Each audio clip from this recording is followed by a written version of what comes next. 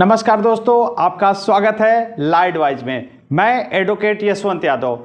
आज बहुत सारे हमारे सब्सक्राइबर ने हमें फ़ोन करके कहा सर ईसीएस पे कोई वीडियो बनाइए, तो मैंने आज सोचा कि आज आपको ईसीएस पे ही टॉपिक देते हैं। ईसीएस के बारे में पूरी डिटेल में जानकारी देते हैं कि होता क्या है ईसीएस और इसके क्या क्या दिक्कतें आ सकती हैं, उसके क्या क्या पूरी डिटेल्स में आज हम ईसीएस पे बात करेंगे। और आप लोग से एक निवेदन है कि आप लोग थोड़ा सा कोशिश करिए कि आप फ़ोन ना किया करें। फ़ोन करने में मैं कोर्ट में भी रहता हूं, मुझे और भी काम होते हैं। मैं इतने फ़ोन अटेंड कर रहा हूं कि मुझे प्रॉब्लम होने लगी है। इतनी लोग से मुझे चिड़चिड़ाहट टाइप की हो गई है। सबकी कॉल उठाना, कि सबको जवाब देना, वही जवाब सबका, वही प्रश्न। सर रिकवरी एजेंट घर पे आके मैं क्या करूं, इतना सुनते सुनते मैं मेंटली तो सर इतना तो नहीं हो पाएगा। बहुत ज़रूरी हो, आप हमारे क्लाइंट हैं, हमारा फाइल आपके यहाँ बना हुआ है, तो आप एक बार व्हाट्सएप करिए। मैं इतना नहीं कर पाऊंगा, इतनी सबसे बातें नहीं हो पाएंगी। कई क्लाइंट तो इतने ज़्यादा फ़ोन कर देते हैं। कृपया आप लोग फ़ोन कम करिए। मेरी भी लाइफ है, घर पे सब लोग परेशान है। इसको क्या शुरू कर दिए कि इतने फ़ोन, तो मैं कैसे फ़ोन कंटिन्यू इतना नहीं कर पाऊंगा।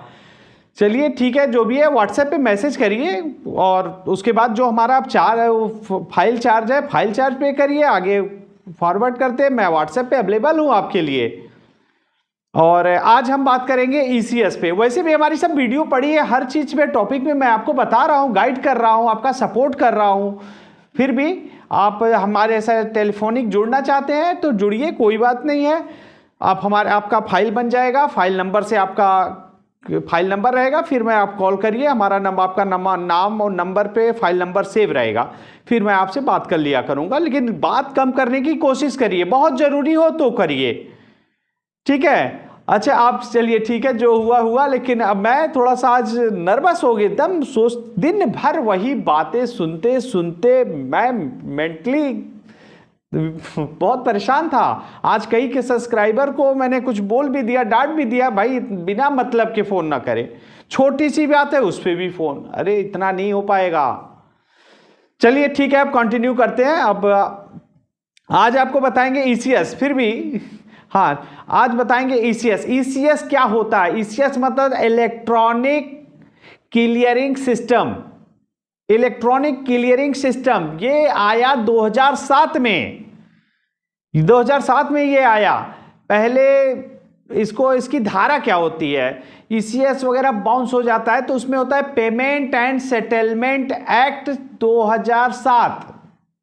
अभी 2007 में इसका जन्म हुआ है, पेमेंट एंड सेटलमेंट एक्ट, जिसको कहते हैं ईसीएस, इलेक्ट्रॉनिक क्लियरिंग सिस्टम।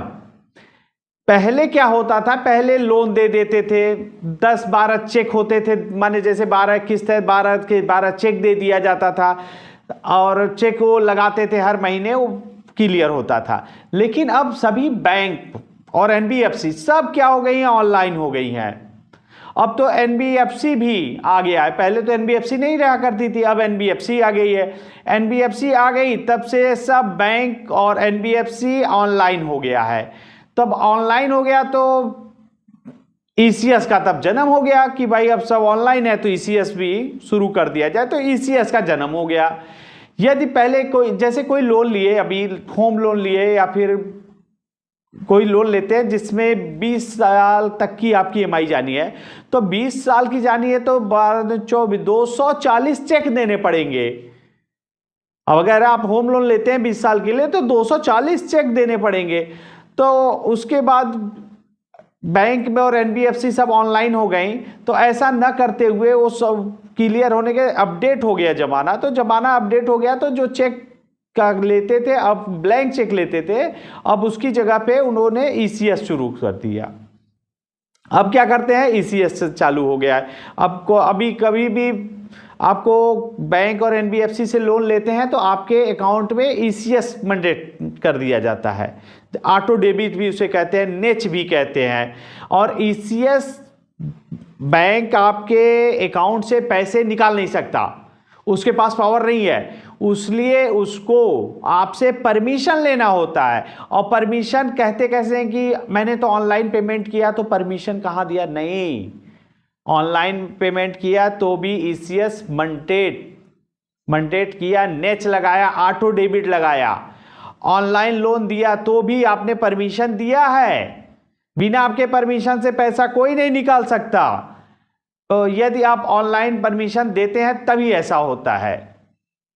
यदि मान लीजिए गलती से भी आपने लोन लिया और ईसीएस बाउंस हो गया, 2-4 ईसीएस आपके बाउंस हो गए, तो पहले क्या होता था? पहले तो चेक दिया जाता था, तो चेक में होता क्या था?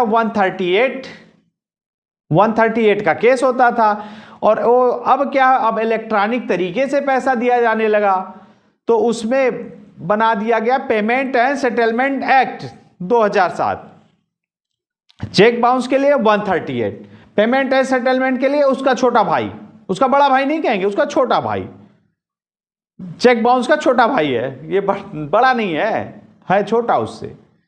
चेक बाउंस की 138, उसका छोटा भाई आ गया ECS, payment and settlement act 2007। यदि ईसीएस बाउंस होता है, जैसे ईसीएस बाउंस होता है तो सेक्शन 25 का केस कर सकते हैं, उसमें आसानी से बेल हो जाती है, आसानी से बेल हो। Section 25 payment and settlement act, उसमें आसानी से बेल हो जाती है, उसमें कोई दिक्कत नहीं होती, तुरंत जमानत हो जाती है, तुरंत जमानत है। और चेक तो ब्लैंक लेते हैं वो लोग, जैसे बैंक और एनबीएफसी चेक लेते थे तो चेक ब्लैंक लेते थे, उस पर आपका सिग्नेचर किया होता था। तो उस कंडीशन में वो क्या करते थे कि चेक ब्लैंक है, उसमें वो अपने हिसाब से अमाउंट भर लिए, 10 लाख 15 लाख जितना होता था पूरा जोड़ के लगा करके बाउंस कर देते थे। लेकिन ईसीएस में तो लिमिट हो गई, आपने तो बैंक में ईसीएस लगाया है, ईसीएस मतलब आपकी एक किस्त के अमाउंट अगर 15,000 है तो बाउंस तो 15,000 ही होगा, उस पे तो बैंक का कोई कंट्रोल तो है नहीं कि वो कुछ भी ऐड कर देंगे। आपने लिमिट लगा दिया है, तो लिमिट जितना लगाया है तो उतना ही बाउंस होगा। इसलिए ज़्यादातर ये केस नहीं करते हैं, ज़्यादातर केस में ये पेमेंट एंड सेटलमेंट एक्ट में नहीं करते हैं। यदि छोटा लोन है, जैसे 2 लाख 4 लाख 5 लाख का लोन रहता है, तो वो क्या करते हैं, ज़्यादा से ज़्यादा रिकवरी एजेंट को लगा देते हैं। रिकवरी एजेंट जल्दी रिकवर करके दे देंगे ना, 1 महीने में दे देंगे वो पेमेंट। और लेकिन ये ऐसे केस कर दिए पेमेंट एंड सेटलमेंट, तो केस लड़ते लड़ते अगर लड़ते ही जाए तो माननीय सुप्रीम कोर्ट तक जाते जाते आपकी 40-45 साल लग जाएंगे, 40 से 45 साल लग जाएंगे। ईसीएस बाउंस से अगर केस इन्होंने कर दिया तो वहां तक जाते जाते 40-45। अब बताइए आप अपनी एज क्या है आपकी, समझ रहे हैं ना, आपकी एज जितनी है अब उसमें आप 45 और जोड़ दीजिए, आप कहां पे हैं? लग रहा है तो बहुत अच्छी बात है, और नहीं तो उम्मीद कम है तो भाई है चले गए। तो ऐसे केस वो करते नहीं है, क्योंकि ईसीएस बाउंस के केस होने पर बहुत लंबा चलेगा, 40-45 साल तो लग ही जाएंगे माननीय सुप्रीम कोर्ट तक जाते जाते। यदि चेक दिया है और ईसीएस कभी भी गलती से, मैंने कई बार आपको लोगों को बताया, कई हमारे सब्सक्राइबर ऐसा कर दिए हैं, अगर आपने किसी को चेक दिया है तो कभी भी स्टॉप नहीं कराएंगे, कभी भी चेक स्टॉप नहीं कराएंगे। ईसीएस आपने लगा दिया है, चेक ऑटो डेबिट लगा दिया है, नेच लगा दिया है, तो कभी भी स्टॉप नहीं करेंगे, क्योंकि ईएमआई का डिफॉल्ट होना क्राइम नहीं है। ईएमआई का डिफॉल्ट होना क्राइम नहीं है। यदि आप किसी को चेक को स्टॉप करते हैं या नेच लगा है या ऑटो डेबिट लगा है, अगर आप उसको स्टॉप करते हैं तो उस कंडीशन में आपके ऊपर एक क्राइम बनता है कि आपने पहले उसको अलाउ किया कि मैं आपको परमिशन दिया कि मैं आप नेच हमारे अकाउंट से डेबिट कर सकते हैं, हम आपको चेक दिया, उसके बाद उन्होंने आपकी नीयत खराब है, आपने धोखाधड़ी करना चाहते हैं, आपके ऊपर अमानत में खयानत, माने उनकी अमानत में खयानत की है, 406 धारा लग जाएगी। चेक अपनी मर्जी से दिया है। यदि पैसा नहीं है तो प्रॉमिस को नहीं तोड़े। आपने प्रॉमिस किया, मैं आपको परमिशन दे रहा हूं, आपको चेक दे रहा हूं, आपको नेच लगा रहा हूं, ऑटो डेबिट दे रहा है, तो आपने परमिशन दिया है, प्रॉमिस किया है। अगर उसको आप तोड़ते हैं यानी स्टॉप कराते हैं तो उस कंडीशन में आपके ऊपर 420, 406 अमानत में खयानत और धोखाधड़ी जैसे केस लग सकते हैं। उनके पास अधिकार है, उनके पास यह अधिकार आपने ही तो दिया। ईएमआई का बाउंस होना, ईएमआई का बाउंस होना अपराध नहीं है, लेकिन स्टॉप करा देना, ईसीएस को स्टॉप करा देना, चेक को स्टॉप करा देना, ये क्राइम हो जाएगा। तो उनके पास ये अधिकार हो जाएंगे। तो इसलिए आप कभी भी ऐसी गलती मत करिएगा। हमारे कई सब्सक्राइबर ने पूछा हमसे, मैंने बताया साफ साफ कि ऐसा नहीं है, ऐसे नहीं करना। अब आपने किया है तो गलती तो हो चुकी, लेकिन गलती से भी ऐसी गलती नहीं करिएगा। और आपके पास किसी भी तरह की कोई भी समस्या हो, परेशानी हो, जैसे 138 का चेक बाउंस का केस हो, तुरंत आप बेल कराइए, नहीं तो सम्मन आएगा, नोटिस आएगा, बीडब्ल्यू होगा, वारंट कटेगा, एनबीडब्ल्यू नॉन अवेलेबल वारंट होगा, पीओ भगौड़ा हो जाएंगे। उसके बाद आपको 14 दिन की न्यायिक हिरासत में जाना पड़ेगा, फिर जमानत होगी।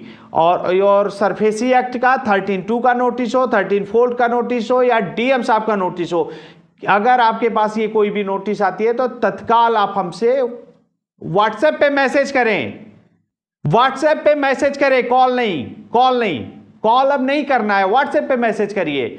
मैं आपको टाइम देता हूं और अलाउ करता हूं, और आप हमारी फाइल बनवाते हैं, फाइल चार्ज हमारा देते हैं, उसके बाद मैं आपको फॉरवर्ड करके आपको डिटेल में बता पाऊंगा। लेकिन फोन मत करें, फोन बहुत हो जा रहे, मैं नहीं संभाल पाऊंगा आप लोग को। इतने हमारी परिवार बढ़ रहे हैं, इतने संख्या में लोग हो रहे हैं, मैं इतना नहीं हो पाएगा। और भी हमें काम है, मैं कोर्ट में रहता हूं, कोर्ट में जाता हूं, वहां पे भी हमारे काम होते हैं, सबका फोन अटेंड कर पाना मुश्किल हो रहा है। और इतनी फोन आती है तो घर पे भी सब कहते हैं ये क्या शुरू हो गया है, दिन भर फोन पे, दिन भर। तो थोड़ा सा मुझे भी समय चाहिए, जो कि आप लोग के इतना लगाव है, इतना है कि ठीक है मेरे भी मैं उठाता हूं फोन, लेकिन थोड़ा सा आप भी समझिए, जरूरत हो तो करिए, नहीं हो तो मत करिए। और किसी भी तरह की कोई भी समस्या हो, परेशानी हो तो व्हाट्सएप नंबर है, व्हाट्सएप नंबर पे आप उसको डिटेल में भेजिए। और मैं अपनी बात को समाप्त करता हूं। जय हिंद, जय